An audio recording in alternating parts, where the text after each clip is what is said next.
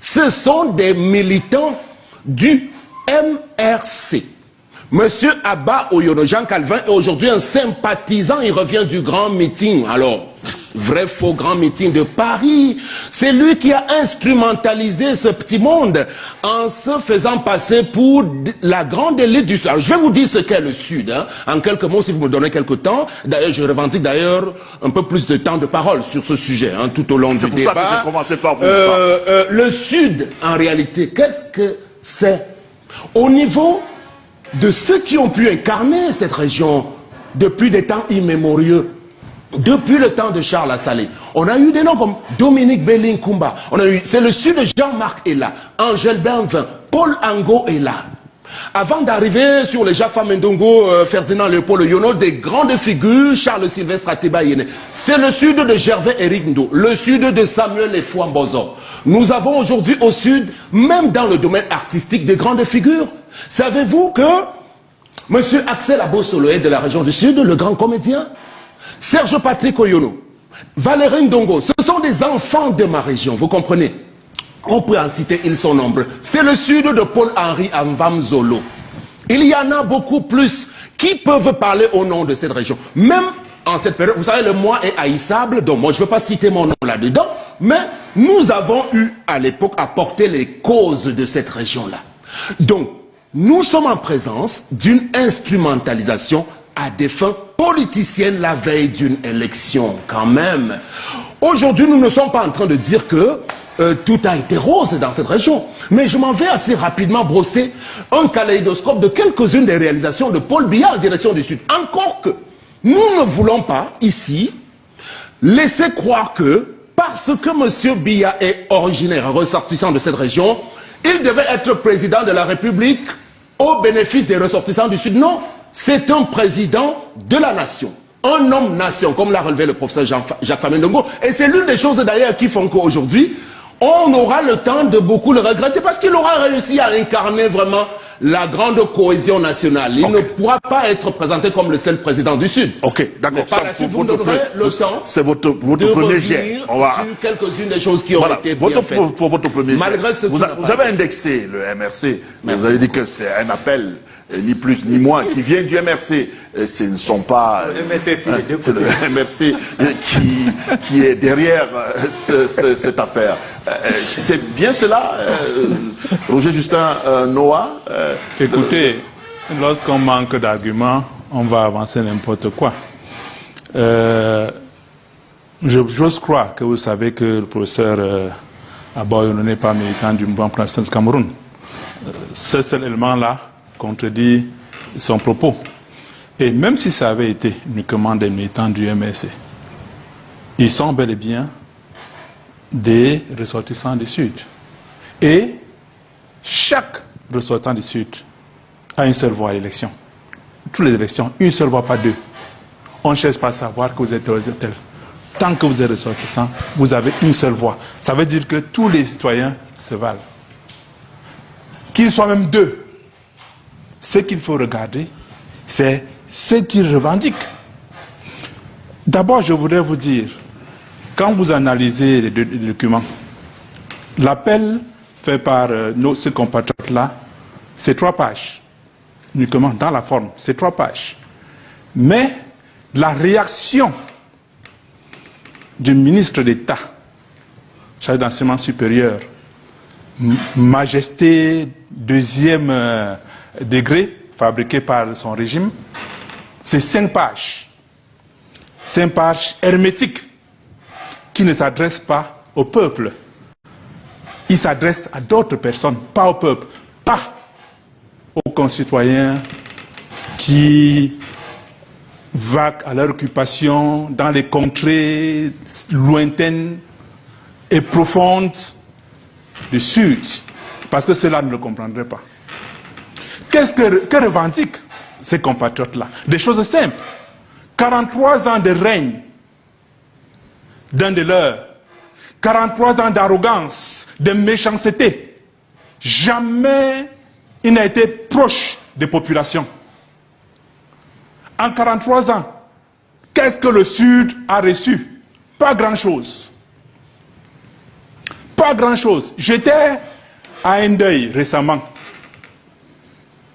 Mais j'étais embarrassé de constater que la route, du moins le tronçon Balmayo-Sambelima, est impraticable. Alors que le chef d'État y est originaire et y a passé 43 ans. Vous avez une route là-bas, et Bolova, Kribi, passant par la Com2. À plusieurs reprises, on a parlé de financement. Les populations ont même manifesté, mais ces routes n'a même pas encore vraiment commencé. Les travaux n'ont jamais vraiment commencé. Vous devrez, pour partir de Bolova à Kribi, vous êtes obligé de rentrer par le centre. Vous parcourez plus de 300 km pour partir du chef-lieu de votre région à un chef-lieu de département aussi important que Kribi, chef-lieu de département de l'océan. Je prends le pont sur un thème. À plusieurs reprises, j'ai suffisamment fouillé là-dessus. Au moins 2 fois. Ce pont-là, le pont sur le thème, a reçu des financements. La dernière fois, c'était de la part de l'Union européenne. Ce pont-là n'existe pas encore. C'est situé où? C'est pas encore terminé jusqu'à aujourd'hui. Ça n'existe pas. Là, vous faites pas un encore gros terminé mensonge. jusqu'aujourd'hui. Il n'y a pas de pont sur l'Intem. C'est faux, ça. Je termine. Vous avez eu... On a organisé le comice. Vous saviez que le comice, généralement, est un vecteur de développement dans les régions. Mais qu'est-ce que le comice Agro Pastoral a apporté au Sud? C'est récemment que certaines infrastructures liées au comice étaient terminées, comme par exemple l'hôtel du comice. Lors du comice, il n'y avait pas d'hôtel. Je dis bien, c'est récemment que ce hôtel est terminé, qu'il existe.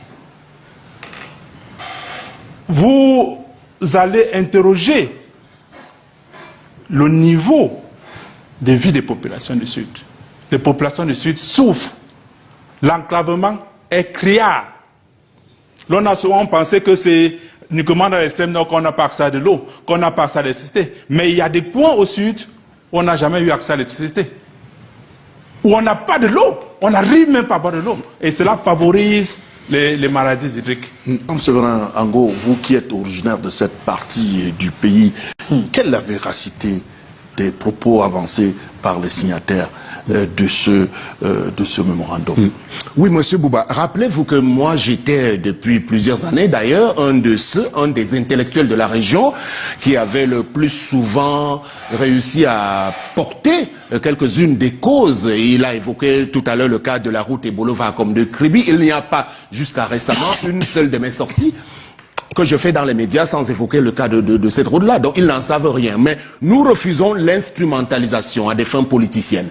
Le MRC ne passera pas par le Sud pour atteindre le pouvoir. Je suis d'ailleurs très très étonné et choqué même quand même de la part de ces gens-là qui veulent effectivement nous ramener à ce type de considération des types tribalo-ethniques. On ne leur a pas dit qu'on a un problème au Sud parce que notre président est de chez nous. Et c'est pour cela qu'il faut suffisamment marteler sur le fait que M. Paul Biya aura été celui qui a réussi à incarner la République tout entière aujourd'hui.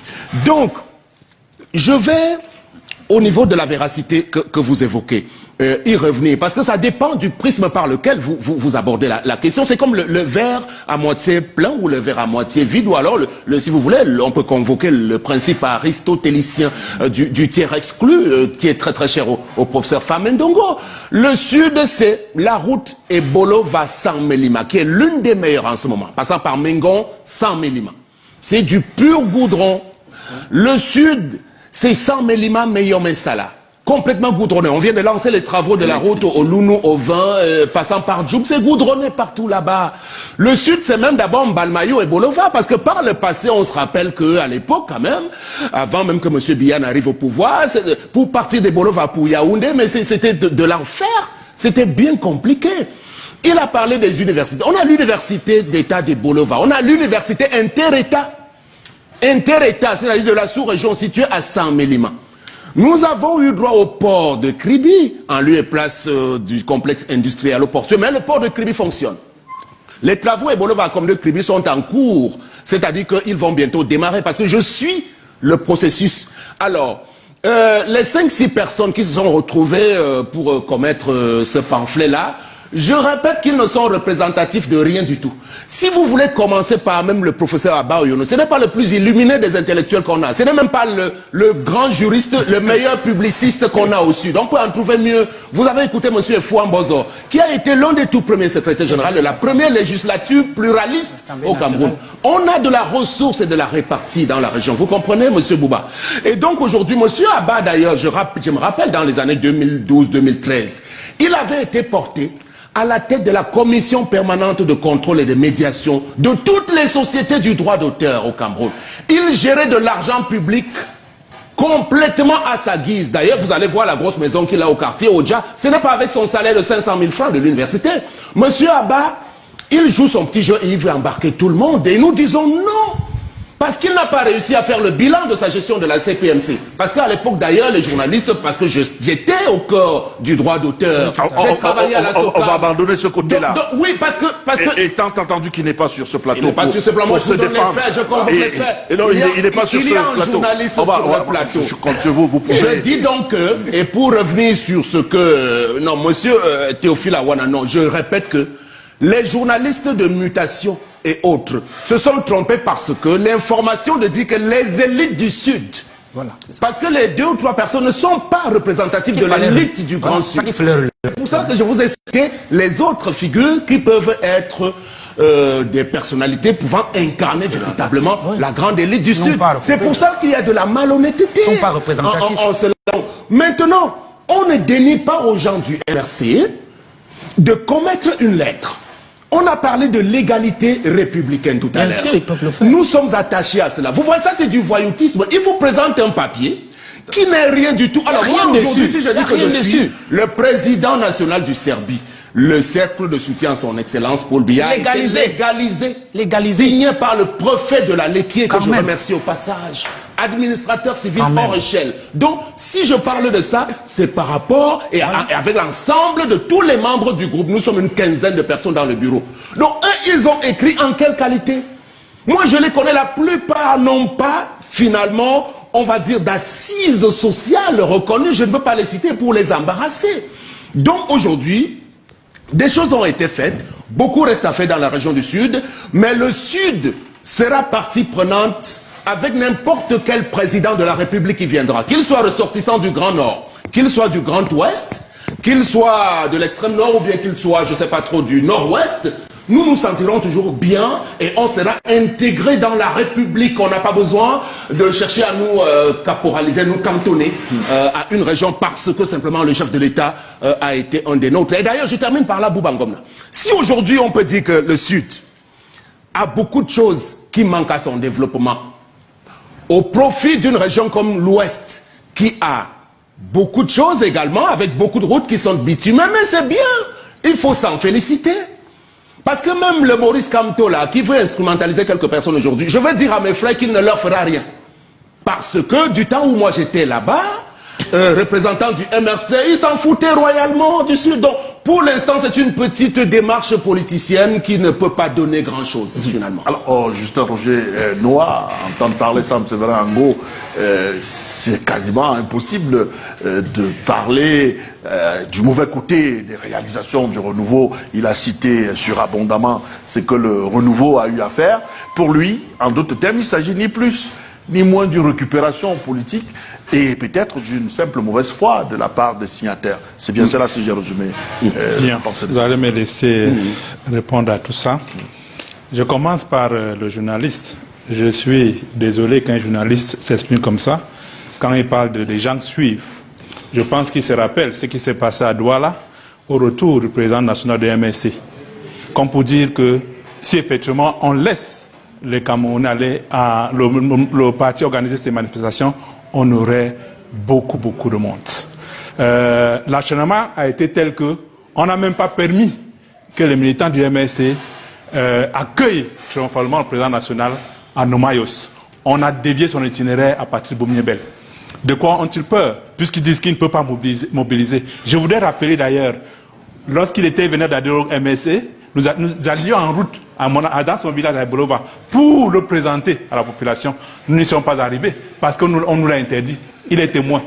Voilà, n'est-ce pas, des faits qui montrent que Ça n'a rien à voir, ce qu'ils disent là n'a rien à voir avec la réalité du terrain.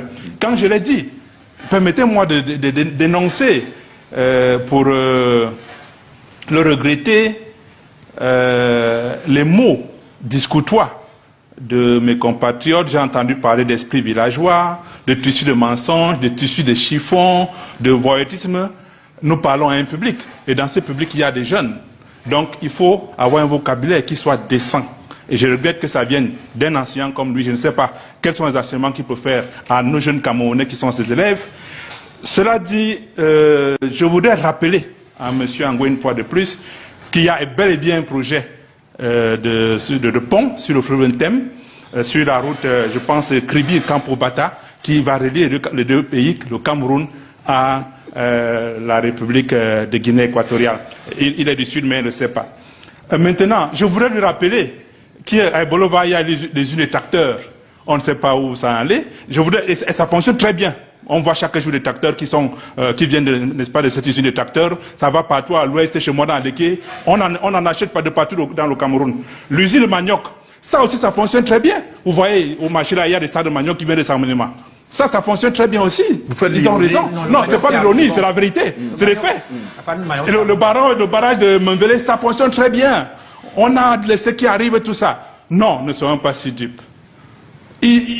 On sait ce que font ces gens-là. Ils sont là, ils sont là uniquement pour protéger leurs privilèges, mal acquis d'ailleurs. J'ai entendu quelqu'un parler de précaré serré. J'ai entendu quelqu'un parler de parricide. Parricide, c'est que vous tuez votre père. Dites-moi, monsieur Bouba, est-ce que c'est comme ça qu'un père se comporte avec ses enfants? Est-ce que vous pouvez laisser vos enfants comme Paul Biya laisser le Sud? Donc c'est un mauvais père, c'est un père irresponsable. Tout simplement, c'est de ça qu'il s'agit. Et vous avez eu la réponse, la longue réponse du ministre d'État. Moi, c'est quelques parties. Il dit quel changement? Mais il faut changer une équipe qui ne gagne pas. Comme celle de M. Paul Biya, il faut la changer parce qu'elle ne gagne pas. 43 ans, qu'est-ce qu'il a foutu au Cameroun? Les enfants qui sont nés sous Paul Biya, où sont-ils? Que travaillent-ils? J'ai entendu de mon compatriote tout à l'heure que le travail c'est à l'église. Donc on emploie les Camerounais dans les églises Marie Goker, potentisme, ça. C'est de ça qu'il s'agit. Non, soyons logiques. Ça, le changement, il faut qu'il vienne, il advienne. Parce qu'il faut partir de l'enfer. Il faut partir de l'enfer. Nous sommes dans un enfer. Nous brûlons chaque jour. Vous allez prendre la parole. Prenez votre mal en patience. Vous aurez votre temps de parole. Sous les flammes RDPC, nous passons le temps à sautiller parce que ça nous brûle les pieds partout là. C'est de ça qu'il s'agit. Il faut donc le changement pour qu'on éteigne ce feu-là. Qu'il n'y ait plus de flammes, que le Cameroun puisse se développer, qu'il soit prospère, qu'il n'y ait plus d'injustice, de détournement comme ils le font. Aujourd'hui, le Cameroun endetté, plus de 14 400 milliards. Allez voir le niveau de corruption dans notre pays. Nous sommes même l'un des premiers mondiaux. Allez voir SNH, la gestion de la SNH dans notre pays. Notre pétrole, allez voir ce qu'on en a fait. C'est de ça qu'il est question. Et qu'un ministre vient me dire, non, il dit, il dispose, parlant de son président, pour ce fait de la légalité. Article 27, alinéa 3 des statuts de RDPC, la légitimité des appels pressants des peuples. Ah, les appels pressants. Ah, donc vous avez aussi des appels pressants. Vous avez des appels pressants. Parlons de la légalité. Paul Biya, vous l'avez présenté comme quelqu'un de légaliste. Légaliste, sauf si je me trompe, ça vient de la loi. Ça veut dire quelqu'un qui respecte les lois. Vous avez dans votre parti politique, le RDPC, les statuts sont clairs. Le congrès, c'est 5 ans. Le président de votre parti, les membres du comité central sont élus durant le congrès. Le dernier congrès a eu lieu du 15 au 16 septembre 2011. Ça veut dire que le mandat est échu le 17 septembre 2016. Okay. Ça veut dire qu'à partir de cette date-là, vous n'avez ni président national, ni membre du comité central. Aujourd'hui, vous présentez au Camerounais, vous dites, le bureau politique s'est réuni le 3 novembre 2016 au palais de l'unité. Ce n'est pas le siège, le palais de l'unité, ce n'est pas le siège de votre parti, c'est le palais de l'unité. Mais vous êtes quand même réunis. Mais pour proroger un mandat qui est déchu, comment ils sont pour proroger un mandat qui est terminé? Ce n'est pas possible. Donc de ce point de vue-là, vous n'avez pas de président national. Et je voudrais dire quelque chose que les gens ne remarquent pas. Vos propres statuts le disent très clairement.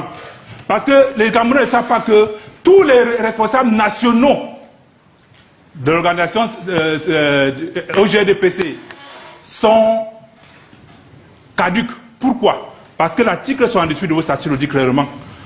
Lorsque vous atteignez l'âge limite de 35 ans, vous perdez automatiquement la qualité de membre. Donc vous n'avez plus de président national de l'OJ-RDPC. De la même manière, vous n'avez plus de président national du RDPC. De la même manière, vous n'avez pas de candidat potentiel parce que c'est votre président national qui est le candidat naturel. Dans le cas d'espèce, si tant est que le cas monétaire l'état de droit, vous n'avez pas de candidat. Donc vous ne pouvez pas rester là, raconter n'importe quoi et avec un air arrogant, insultant. Non, on ne peut pas vous laisser continuer à raconter n'importe quoi Camerounais. Vous allez partir, que vous voulez ou non, vous allez partir. Le 4 novembre, octobre n'est plus loin. Vous allez partir de gré ou de force. On ne va pas dire de gré ou de force. On va dire qu'ils vont partir par... La force des électeurs. Quand je dis force, c'est la force des électeurs. Non, non, oui, je t'appelle, c'est la force des électeurs. Vous avez bien dit que les téléspectateurs nous suivent. De force, c'est la force électorale. Pour que nos propos ne soient pas mal perçus, il faut bien préciser que ce n'est pas la force... La force électorale, c'est ça qu'il est question. Quand vous dites la force électorale, ça change. Ça veut dire que c'est la force à travers les urnes. C'est une force. C'est très important parce qu'on nous écoute. C'est une tribune très écoutée. Il faut pas. Ce n'est pas les insannités qui vomissaient. On ne va pas donner l'impression de vouloir créer une insurrection. Aucune insurrection. Le MSC n'est pas un parti d'insurrection. Non. Vraiment, les propos, les mots valent ce qu'ils valent. J'ai de préciser pour que le grand me comprenne. C'est très bien. Il a pu tout dire quand même. Il a pu tout dire. Moi, je remercie le Seigneur parce que mon ami nous a tout dit. Mais retenir essentiellement, c'est que l'élection présidentielle de 2025 aura bel et bien lieu suivant le calendrier que l'on sait et que elle se déroulera en conformité avec les textes qui organisent cette opération, avec les partis politiques et les candidats qui vont satisfaire à l'ensemble des conditionnalités. Mais avant cela, que le débat soit sain. Nous, les représentants, les fils de la région du Sud, nous disons donc non à toute forme d'incursion par des procédés qui ne sont pas honnêtes. Il y a eu malhonnêteté intellectuelle dans cette sortie. Et je voudrais, pour terminer, juste l'énumération de quelques-unes des grandes réalisations. Il y a les hôpitaux de référence. L'hôpital de référence de Saint-Mélima. Il y a le centre hospitalier de référence des Bolova également. À Kribi également, il y a des plateaux techniques assez acceptables. Vraiment, on ne va pas tout citer ici. Il a évoqué le cas le commissaire. Les originaires de cette région ne doivent pas se plaindre. Ils sont mieux lotis. Est-ce qu'ils se sont plaints? C'est un groupe de gens qui alors, quand vous me renvoyez la question, bon, vous êtes probablement de l'extrême nord. Est-ce que vous avez tout là-bas? Il n'y a pas une région qui a tout. Mais qu'on ne vienne pas nous dire que le Sud a tout perdu. Non, on a l'hôtel Bengo, qui est une des réalisations du COMIS, cher monsieur, qui est un des meilleurs établissements hôteliers aujourd'hui dans la sous-région. Alors, donc en réalité... Non, c'est déjà opérationnel. Non, Bengo. Vous voyez que c'est opérationnel. J'ai dormi à Bengo. Non, vous m'avez pas compris. J'ai dormi à Bengo. Ces expertises ont été terminées plus tard, après le COMIS. C'est ce que j'ai dit. COMIS 2011. Bien sûr. Bengo, c'est Bengo, c'est 2014. Ok, d'accord. Ça, on termine alors. Moi, vous savez, la peine que moi j'ai à partager les plateaux avec les représentants du MRC, c'est cette indiscipline caractéristique. Monsieur Noah est tout un secrétaire général. C'est-à-dire que vraiment la deuxième, troisième personnalité d'un parti qui veut diriger le pays. Il n'arrive jamais à se contenir sur un plateau de télévision. C'est dommage. Donc, le Sud va rester debout et nous avons lancé un appel commun des vrais ressortissants du Sud, de la grande élite du Sud, pas celle qui a commis ce papier-là. Voilà. Donc nous sommes proches aujourd'hui des institutions de la République.